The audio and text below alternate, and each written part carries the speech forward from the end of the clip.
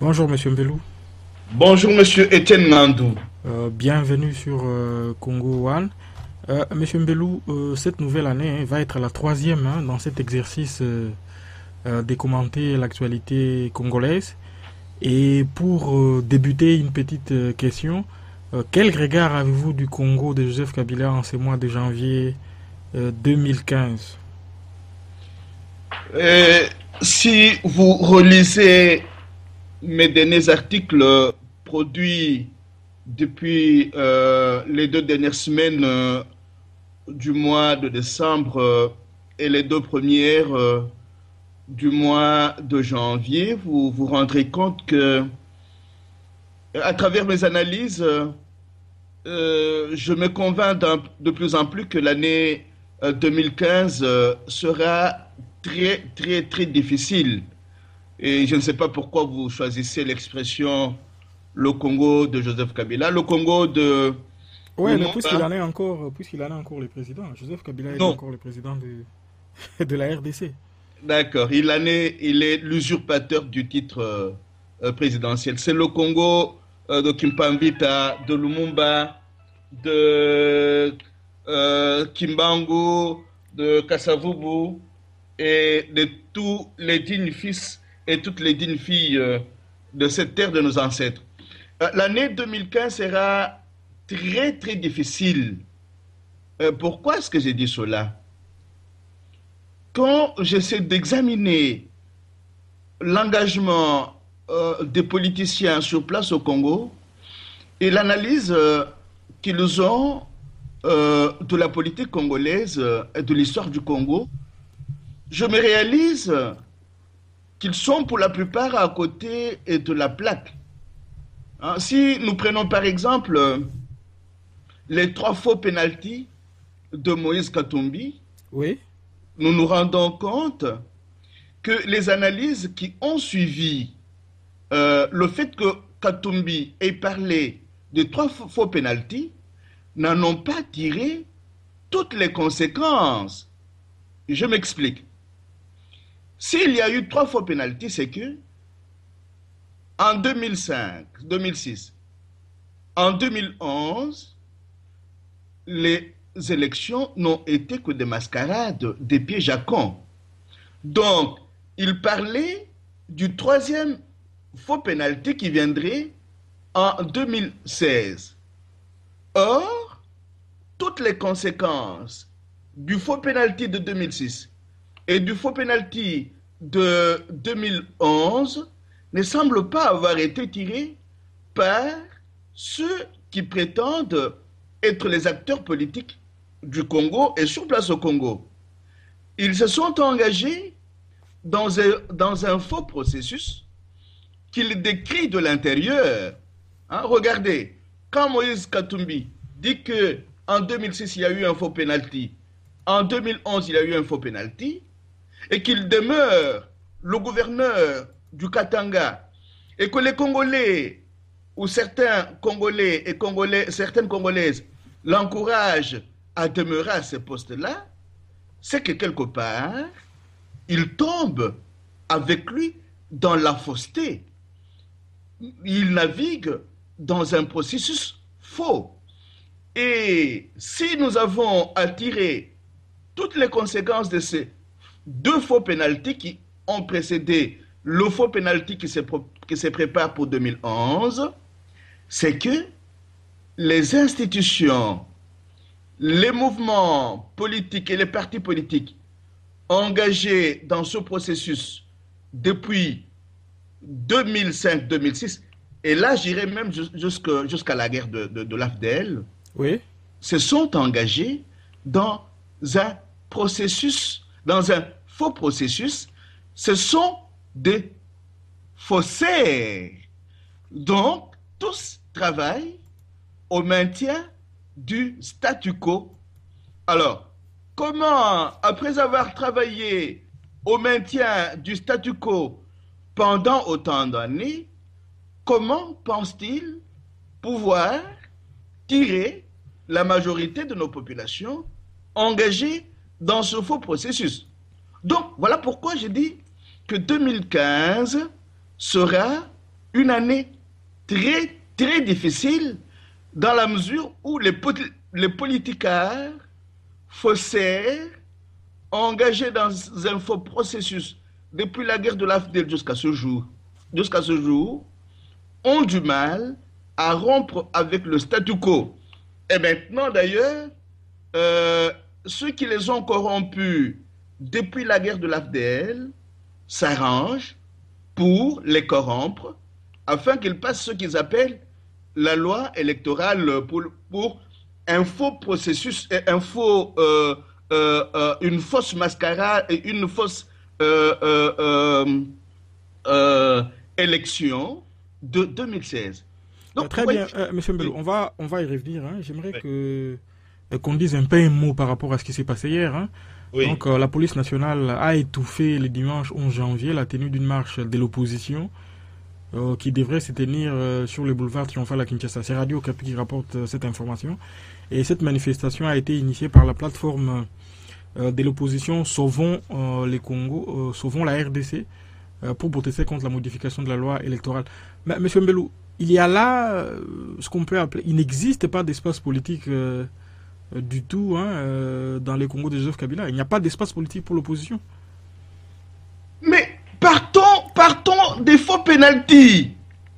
Comment peut-on, d'un processus faussé, créer un espace politique digne de ce nom?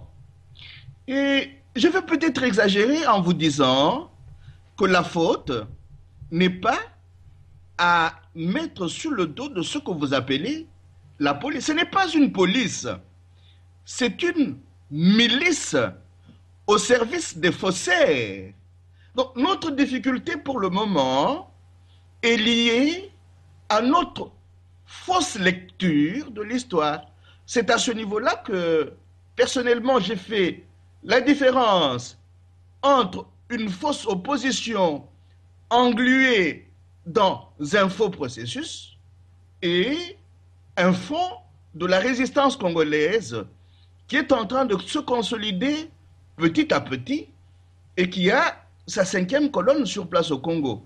Donc, nous ne pouvons pas compter sur des compatriotes qui reconduisent un faux processus, qui sont tombés dans l'inversion sémantique, qui appelle police nationale là où il y a une milice au service des faussaires. Nous ne pouvons pas compter sur ces compatriotes-là pour pouvoir tirer le Congo du bourbier où il est aujourd'hui. Et ce bourbier, nous l'avons appelé, vous le savez, et pendant longtemps, nous l'avons dénommé État raté. Vous ne pouvez pas, dans un État raté, prétendre avoir une police, une armée, un gouvernement, à même de bâtir un pays digne de ce nom. L'urgence, c'est d'abord de couper court avec l'inversion sémantique, d'appeler chat, chat, d'appeler usurpateur du pouvoir politique, usurpateur, mercenaire, d'appeler ces milices mercenaires au service du nouveau désordre mondial. Alors à ce moment-là, si nous corrigeons, si nous donnons le véritable sens aux mots que nous utilisons, nous saurons mieux nous battre. Et comme je le disais dans mon dernier article, nous devons pouvoir conjuguer connaissance et conscience. S'il n'y a pas une connaissance maîtrisée des mots, des expressions, des processus, des modes opératoires, nous ne saurons pas lutter, même s'il y a 2 autres éléments que je pourrais ajouter tout au long de notre échange. Mais M. Mbello, est-ce que ce n'est pas un grand travail que d'enseigner ces éléments du langage aux gens? Parce que c'est toute une dialectique qu'il faut apprendre. Et ce n'est pas... Bon, je sais que le travail qu'on fait d'éveil de conscience, il est important. Mais est-ce qu'arrive-t-il à atteindre toute la masse qui est au Congo pour qu'elle acquiert ces éléments du langage? Le problème n'est pas d'acquérir les éléments du langage. Le problème, c'est d'acquérir la connaissance et la conscience indispensable à la sortie du Congo de Lumumba, du bourbier où il est aujourd'hui. C'est là le travail d'un leadership collectif, charismatique et responsable, un leadership qui devrait petit à petit procéder à une division du travail qui puisse le conduire à aller vers les masses populaires congolaises et surtout vers les masses paysannes, parce que ce qui se passe maintenant, les différentes interventions de ces milices mercenaires sont liées à la confiscation des terres paysannes du Congo. Voilà pourquoi nous avons besoin d'un leadership responsable, charismatique, qui se fonde sur des masses paysannes, qui aident ces masses paysannes à comprendre que ce dont il est question aujourd'hui, c'est de la confiscation de ces terres, du dépeuplement du Congo, de la balkanisation du territoire congolais, pour pouvoir en faire un marché autorégulé, un réservoir de matières premières stratégiques sans plus.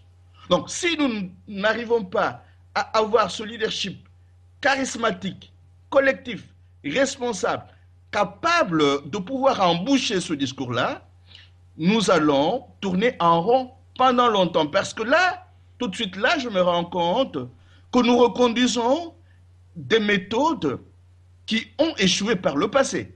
Combien de sit-ins avons-nous organisé sous Mobutu, des sit-ins conduits par le grand parti de l'opposition qu'a été l'AFDEL? Combien de marches étouffées sous Mobutu? Pourquoi n'arrivons-nous pas à nous faire à l'idée que ce n'est pas en reconduisant les méthodes qui ont échoué que nous allons finir par réussir? Là, il y a une amnésie terrible. Il y a une terrible négligence de l'histoire. Et même maintenant, quand on voit ceux qui font office des partis d'opposition au Congo se réunir pour former ce qu'ils appellent l'union sacrée de l'opposition, ont-ils commencé par procéder par une critique sévère des échecs répétitifs des unions sacrées constituées dans le passé?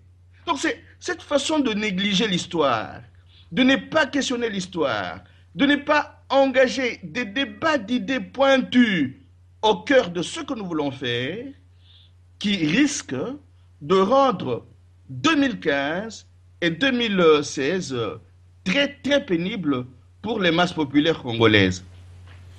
Très bien, mais pour revenir à la manifestation elle-même, hein, les premières images de cette marche qui nous arrivent indiquent un usage très disproportionné de la force pour réprimer les manifestants. Et M. Mbelou, sur ce point, l'attitude du régime face à la liberté d'expression ne semble pas du tout avoir évolué. Mais pourquoi voulez-vous que ça évolue? Vous savez, j'ai pris le temps de visionner une vidéo de la rencontre des compatriotes réunis au sein de ce qu'on appelle l'opposition congolaise aujourd'hui. J'ai pris le temps de suivre cette vidéo-là du début à la fin et je voulais envoyer. Vous savez, avoir sur cette vidéo les déclarations de cette opposition politique dans nos 4 langues vernaculaires.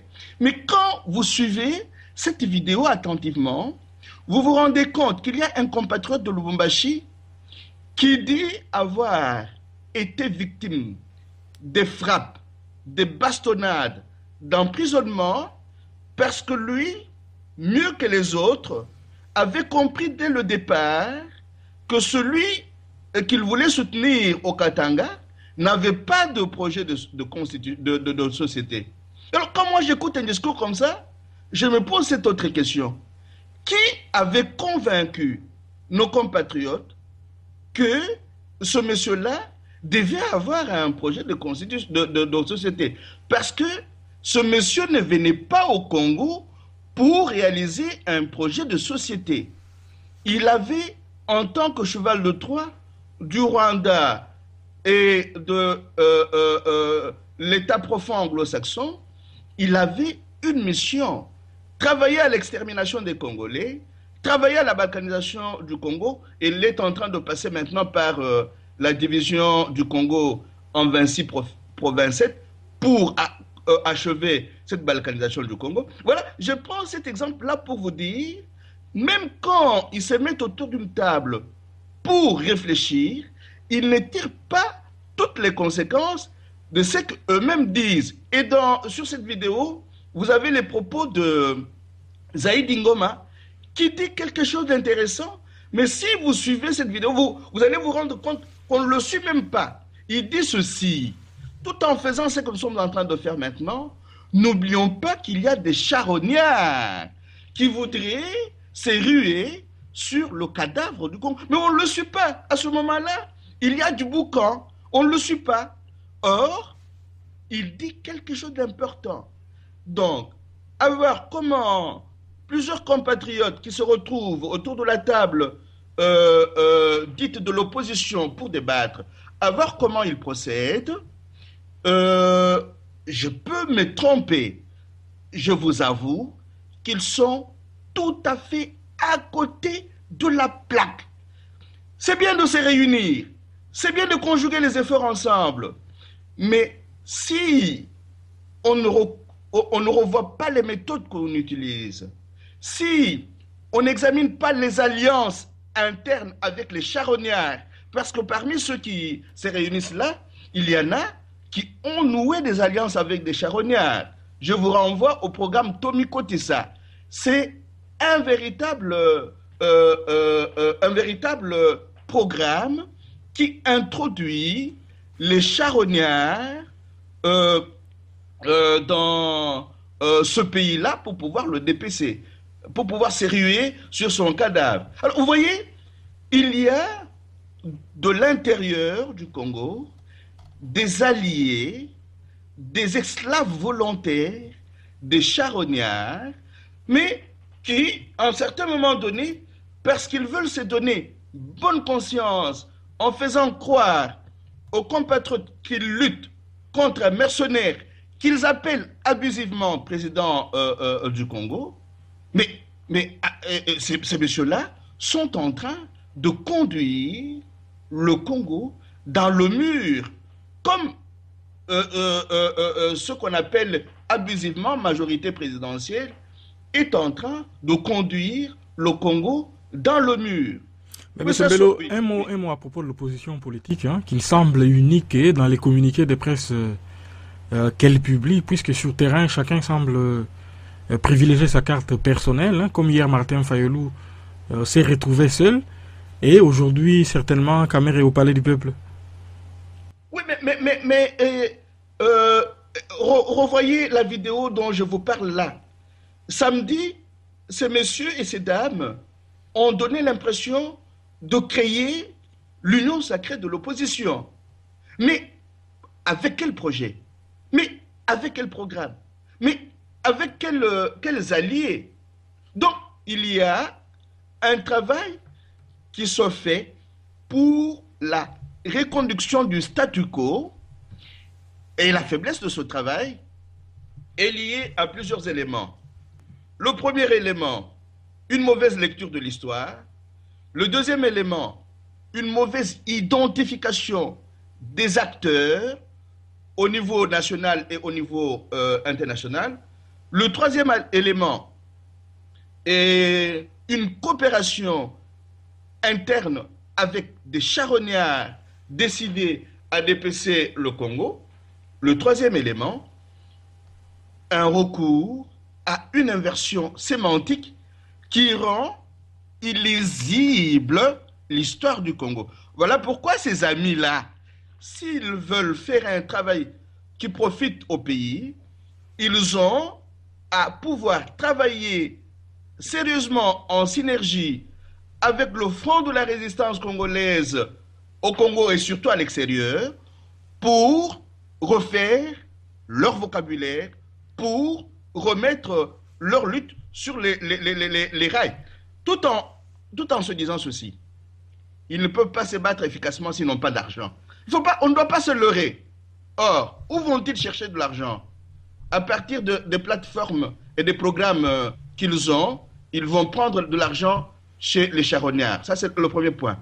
Ils ne peuvent pas aller de l'avant si ils n'ont pas une sécurité, une cellule de stratégie d'autodéfense bien organisée.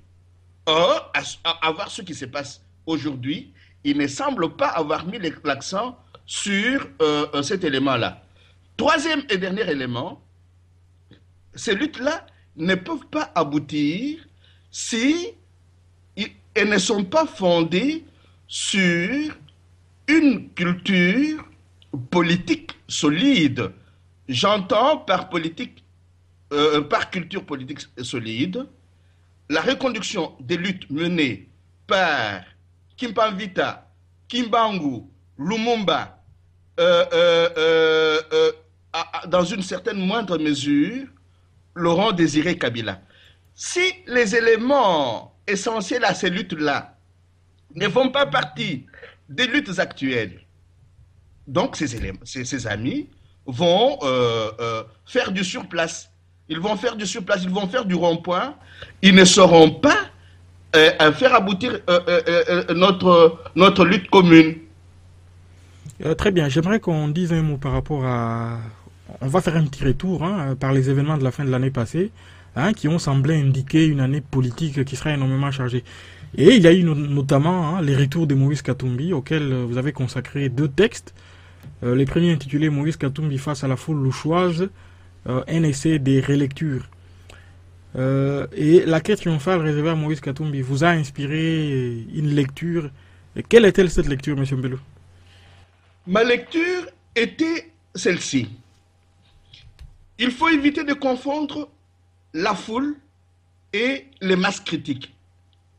Et je faisais cette lecture en partant de ce qui s'était passé dans notre histoire. La foule tombe facilement dans l'amnésie. Bien qu'ayant été sous la botte de Mobutu, quand Mobutu revient des soins qu'il avait eus en France et qu'il prononce un discours pathétique en disant qu'il a été poignardé dans le dos, la foule applaudit. Elle était même prête à tout pardonner à Mobutu. Quand M. Etienne Tshisekedi, après avoir suivi les soins, se remet de sa maladie et bat campagne électorale en 2011, la foule est debout. La masse se mobilise. Mais quand la victoire d'Etienne Tshisekedi, que la foule elle-même avait pronostiqué, semble avoir été confisquée par les usurpateurs qui sont encore au pouvoir aujourd'hui, au pouvoir entre griffes, la foule ne s'est pas transformée en masse critique pour pouvoir récupérer cette victoire-là. Revenons maintenant au cas de Moïse Katumbi. Il y a eu à Lubumbashi des compatriotes qui l'ont applaudi dans la foule. Certains parmi eux ont été frappés. Il y en a même un qui a été battu à mort. On n'a pas vu la foule se mobiliser pour pouvoir mettre fin à cet état des choses. C'est-à-dire que dans la lutte que certains compatriotes sont en train de mener, se fier à la foule qui n'est pas encore transformée en masse critique peut être un leurre. On peut, en étant applaudi par la foule, croire qu'on a affaire à des masses critiques capables de mener leur lutte à court, moyen et long terme, leur lutte d'émancipation politique. Donc, ce que nous avons vu là, avec Mobutu, Etienne Tshisekedi et Moïse Katumbi, devrait nous conduire à nous dire qu'il y a du travail à faire, c'est-à-dire le travail de la transformation de la foule en masse critique. Et ce travail-là se fait par une connaissance historique approfondie, une bonne maîtrise du mode opératoire des politiques à l'intérieur, à l'extérieur du pays, mais aussi une organisation en conscience des masses pour l'émancipation politique de notre Congo. Voilà la lecture que j'avais faite à ce moment-là du retour de M. Moïse Katumbi. J'ai ajouté ce que je venais de dire maintenant en essayant d'analyser les 3 pénaltys. Oui, justement, vous avez écrit un deuxième texte hein, et vous y parlez de Moïse Katumbi et des 3 faux pénaltys et de l'arbitre et vous y dites l'expérience nous renseigne que pour certains textes ou discours lus ou prononcés au Congo-Kinshasa, le temps permet de mieux les approfondir, question de laisser passer l'émotion et l'enthousiasme avec lesquels ils sont accueillis par la foule au moment où ils sont débités. Quelle lecture avez-vous avec un peu de recul de ce qu'on peut appeler parabole de Moïse Katumbi? Donc, toujours faire la différence entre le temps de l'émotion et le temps de la raison. Et souvent, apprendre après l'émotion à méditer sur ce qui est arrivé. Moïse Katumbi parle des 2 faux pénaltys ayant précédé le 3e qui pourrait être tiré en 2016.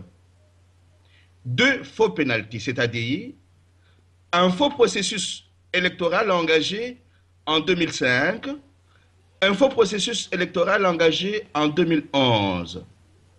Mais ce qu'il ne dit pas est que ces 2 faux processus sont consécutifs à une guerre de prédation et de basse intensité orchestrée par les arbitres du match de 2005 et de 2011. Et pour pouvoir comprendre qui a joué le rôle d'arbitre en 2005 et en 2011, nous avons aujourd'hui plusieurs documents. Vous prenez Rwanda's Untold Story, vous prenez le texte de Christopher Black sur la criminalisation de la justice, vous retournez au livre de Pierre Péan, les guerres secrètes des grandes carnages, les guerres secrètes des grandes puissances. Si vous ne voulez pas lire les crimes organisés écrits par Joseph Ngwanda, Honoré Ngwanda, vous prenez Noir Canada de notre ami Badi et ses amis, vous prenez tous ces livres qui ont été écrits, et beaucoup plus précisément le livre de Charles Nana intitulé Europe, crise et censure au Congo, les documents qui accusent, vous allez facilement vous dire, voilà qui a engagé le Congo, le Rwanda et l'Ouganda dans le processus où ils se retrouvent aujourd'hui. Et dans le dernier texte, j'ai dit même que l'Ouganda et le Rwanda ont été des tremplins, ont servi à l'État profond anglo-saxon de tremplin pour pouvoir atteindre son objectif majeur qui était le Congo. Et ce processus-là est vieux comme le temps. Si vous relisez l'histoire, vous verrez que le Vietnam a été un tremplin pour pouvoir, avant que cet État profond atteigne l'Indonésie. Donc, on ne peut pas parler de 3 faux pénaltys et ne pas démissionner. Donc, au moment où Katumbi parlait de 2 faux pénaltys ayant précédé le 3e qui va suivre, s'il avait été conséquent avec lui-même, il démissionnerait. Et si les acteurs politiques ayant bénéficié des 2 faux pénaltys de 2005 et 2011 étaient conséquents avec eux-mêmes, ils rompraient avec ce processus-là. Mais ils continuent à vous dire, oh voilà, on ne doit pas toucher à la loi électorale élaborée. Mais ce sont des faux pénaltys, ce sont des faux processus. Comment... Mais justement, M. Mbelu, on peut se poser la question. Oui. Jusqu'au jour d'aujourd'hui, Moïse Katumbi fait encore partie de la majorité présidentielle, puisqu'officiellement, il n'a pas annoncé l'avoir quitté. Et il était un agent actif qui a participé à la victoire de Kabila en 2006 et en 2011 également. Et peut-on lui accorder du crédit aujourd'hui dans ce qu'il dit? Parce que il n'y a pas de clarté dans ce propos, il n'y a pas de différenciation claire. Il n'apporte pas une alternative à Kabila, il parle en quelque sorte en parabole, il n'y a pas de clarté jusqu'à présent par rapport à sa situation. Une parabole, pourquoi est-ce qu'on recourt à la parabole? Hein, l'un de mes amis qui s'appelle Jésus recourt souvent aux paraboles. Et les paraboles sont des faits tirés de la vie concrète pour nous dérouter. Dérouter signifie ici rompre avec le chemin, la route sur laquelle on s'était engagé avant pour prendre une nouvelle route. C'est là que les paraboles de Moïse Katumbi ont toute leur importance. Mais ils n'en tirent pas toutes les conséquences. Si on parle d'un Katumbi aujourd'hui, président de TP Mazembe, grand gouverneur du Katanga, c'est parce qu'il a tiré profit des faux pénaltys. Vous voyez? Donc, la difficulté que nous avons avec beaucoup d'acteurs politiques au Congo aujourd'hui, c'est que ils ont bénéficié de ces faux pénaltys. Ils doivent ce qu'ils disent aujourd'hui à ces faux pénaltys. L'humilité et même une conscience politique claire leur aurait exigé de pouvoir rompre purement et simplement avec ce processus-là. Mais malheureusement, ils naviguent tellement dans le statu quo qu'ils ont de la peine à pouvoir rompre avec ce processus, à commencer par Katumbi. Mais il y a un autre, Kyungu, qui à un certain moment, vous vous souvenez, avait dit haut et fort que les Congolais allaient élire un sujet rwandais. Hein, essayez de revenir à notre histoire. Vous entendrez Kyungu dire haut et fort cela. Mais après, il a changé de Kazakh et il a tiré tous les profits possibles et imaginables du processus que les deux ont finalement décrié comme étant faux. Comment aujourd'hui, comment réparer l'engagement de tout un peuple dans un faux processus? Voilà la question. Et en quoi consiste la fausseté? Est-ce que la fausseté consiste tout simplement dans la plébiscite de M. Joseph Kabila? Non. La fausseté consiste aussi en ceci que les initiateurs de ce faux processus sont les commanditaires de la guerre qui sévit au Congo jusqu'à ce jour, et ce sont les mêmes qui se présentent au moment où les différents accords ont été signés comme étant des pompiers. Comment sortir de ce faux processus avec des pompiers qui sont des criminels de guerre, des criminels contre l'humanité et qui ont orchestré la guerre contre le Congo pour dépeupler ce pays-là et le balkaniser? Voilà l'équation qui est très très difficile. Alors, pour pouvoir trouver une solution à cette équation-là, il faut s'asseoir, réfléchir, débattre, créer des think tanks. Pas se réveiller un matin, se retrouver autour d'une table et débiter des bêtises. Non, non, non, non, non, non. C'est un travail minutieux qui doit être fait avec beaucoup de lectures, avec de l'argent, des systèmes de défense bien organisés, et puis une bonne maîtrise de la culture politique. Pas simplement du Congo des 50 dernières années, mais aussi de la politique étrangère, des pyromanes avec lesquels plusieurs politicards congolais, esclaves volontaires, acceptent de coopérer. Donc vous voyez... Mais M. Mbelo, n'est-ce pas là une manière de complexifier la lecture de la crise du Congo-Zaïre? Oui, mais elle n'est pas simple. Elle n'est pas simple. Et elle devient simple quand on l'a maîtrisée par un travail intellectuel conséquent. Sinon, on commence à jouer, on continue à jouer dans le sable. Vous savez, aujourd'hui, on ne peut pas blaguer avec l'enjeu congolais. L'enjeu congolais doit être replacé dans l'histoire du monde telle qu'elle est en train de se faire aujourd'hui. Regardez, le Cameroun est en train d'être attaqué, le Nigeria est en train d'être attaqué. L'Afrique n'existe pas aujourd'hui comme une unité. Et nous n'avons pas une sécurité africaine capable de défendre les petits pays comme le Congo et le reste. Les États-Unis, leur État profond, est en train d'implanter des bases militaires partout au Congo, et en Afrique, pardon.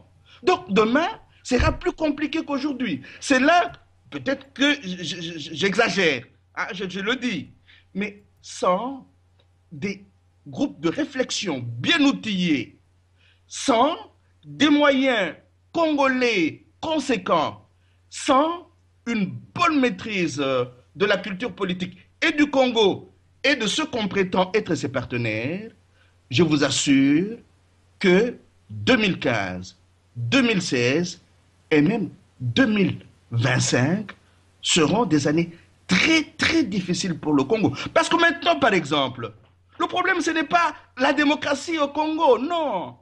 Le problème c'est que à qui doivent appartenir les ressources du Congo?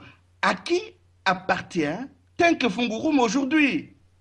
Qui est endetté à Tenke Fungurume aujourd'hui et qui cherche à ne pas payer sa dette tout en cherchant à mettre à la tête de ce pays-là qui il veut? C'est ça les enjeux que la plupart de nos politiciens n'arrivent pas à aborder. On joue dans le sable et c'est très dangereux. Très bien, pour finir un mot sur les derniers événements qui se sont déroulés en France et qui ont suscité un déferlement médiatique, hein, que c'est l'Occident et les médias dominants savent fabriquer. Et il y a eu également sur le réseau congolais cette phrase, je suis Charlie. Qu'est-ce que cela vous a-t-il inspiré? Êtes-vous également Charlie? Attention, ce que je viens de dire pour le Congo vaut aussi pour la France, hein. Vous savez, j'ai acquis une façon de faire et de travailler, de réfléchir. Souvent, quand je suis placé face à un événement trop médiatisé, je prends du recul. Hein. C'est un réflexe que j'ai acquis à force de lire certains de mes auteurs et à force d'être aussi attentif à ce qui se passe au monde. Non, je ne peux pas parce qu'il y a un événement, me laisser prendre par cet événement-là et par l'émotion qu'il provoque. Alors, autour de Charlie, moi j'ai pris le temps de lire. Je prends le temps de lire pour me dire, il y a quelque chose qui ne va pas. Il y a quelque chose qui ne va pas. D'où sont venus ces jeunes-là? Qui a armé les pays où ces jeunes ont séjourné? Qui coopère avec le Yémen? Qui a armé les djihadistes en Libye, en Syrie, au Mali? Hein? Qui a fait ça? Qui a orchestré la guerre contre l'Afghanistan et l'Irak? Et partout là, on est allé laisser des armes de destruction massive. Pourquoi, quand les hôpitaux ont été détruits, que ce soit en Libye, que ce soit en Irak ou en Afghanistan, ça n'a pas mobilisé autant de monde? Pourquoi, quand chaque jour on tue à l'est du Congo, quand la faim, la misère tue des milliers et des millions de Congolais, on ne se mobilise pas? Donc là, moi je dis, attention, mais quand on est habitué à lire Michel Collomb, quand on va sur le site comme Le Grand Soir, quand on écoute les propos de Luc Michel, on est instruit sur bien d'autres choses que sur ce que permet l'émotion. Ah, voilà pourquoi ceux qui voudraient avoir un autre son de cloche sur cette question-là, je les renvoie au Facebook des amis de Jean-Pierre Mbelou. J'ai essayé de d'envoyer à mon ami qui entretient ce Facebook le plus d'articles possible. Ce qui est arrivé aujourd'hui peut être analysé à partir de deux textes fondamentaux. le texte de Francis Fukuyama, La fin de l'histoire, le texte de Samuel Huntington, Le choc des civilisations. Si on ne comprend pas ces textes-là, si on ne comprend pas ce qui est arrivé avec ce qui avait été conçu comme la fin de l'URSS en 91, avec la publication du consensus de Washington vers ces années-là, on n'a rien compris à l'histoire. Ce qui est en train de se passer, c'est la fabrication du chaos constructeur d'un nouvel ordre mondial dont l'État profond américain voudrait être le seul maître. Et j'apprenais, je lisais un texte d'un ex-membre de l'État profond américain, Paul Greg Roberts, qui dit qu'il n'est pas exclu que ce qui s'est passé soit une punition infligée à la France qui a voulu que les sanctions contre la Russie puissent être levées si jamais les choses s'arrangeaient comme il se doit en Ukraine. Il faut aller beaucoup plus loin que ce qui est visible. Pour toutes ces questions, il y a une bombe, il y a un avion qui tombe, il y a une attaque. Il faut laisser passer le temps de l'émotion et commencer à analyser les acteurs, voir comment est-ce que ces jeunes gens-là ont réussi à leur âge à pouvoir tuer avec autant de maîtrise. Où est-ce qu'ils ont appris cela? Avec qui est-ce qu'ils ont coopéré? Quand on lit Le choc des civilisations, qu'est-ce qu'on prédit pour demain? Déjà, Arnold Toynbee vers les années 50, qu'est-ce qu'il disait du choc des civilisations? Qu'est-ce que Samuel Huntington dit à propos du confucianisme, de l'islam? Donc tout ça, si on n'a pas tout ça en tête, mon cher frère et ami, ça devient très difficile et compliqué à pouvoir comprendre les choses telles qu'elles se passent. Mais à un certain moment, il était bon d'avoir une bonne culture générale. Aujourd'hui, la culture générale est qualifiée de pédantisme, mais ce n'est pas pour cela qu'on va rompre avec la culture générale. Il faut l'accumuler et l'accumuler sérieusement parce que le monde est en train de se globaliser davantage et le chaos constructeur est en train de s'imposer, même si un arbre qui tombe fait beaucoup plus de bruit que le monde petitement pluripolaire qui est en train de naître. Donc les temps sont durs. Très bien, merci beaucoup, Monsieur Mbelou, et à la semaine prochaine. Merci bien, Monsieur Etienne Ngandou, et à la semaine prochaine.